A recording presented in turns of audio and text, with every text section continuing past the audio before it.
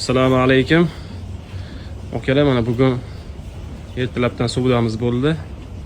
Oybek akamizga shu qo'chqorimizni baraka qildi. Buldozer primoy bolasi. Qo'chqor 6 tish bo'ldi. Bo'yi 1 metr 3 sm.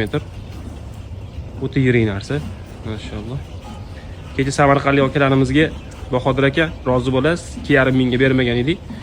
Mana shu Oybek akamizga o'zimiz birat $2200 baraka bo'ldi. Maşallah. Baxtiyor ham dastak xizmatidalar har doimgidek.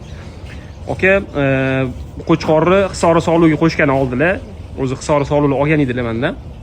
Arashan qo'chqor qo'shilgan Hisorga olgan edilar.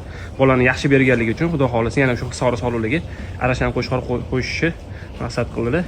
Aka, nima deysiz qo'chqorga? Yo'q, gap yo'q, zo'r. Ko'rib, qo'chqorlarning ichidan shunisini tanladilar. Uzunligi вообще uzun narsa. Svetli narsa. Etini bitta yungini olsalar вообще ideal chiqadi. Живой massasi ham 160 kg atrofida bo'lsa kerak, 150 kg mi? Ha, okey, xos. Sog'luqdan chiqqan holatida bu. Hozir bitta boquvga tashlasalar 2 oyda 180 kg urib qo'yadi qo'chqor. Okey, Alloh barakasini bersin.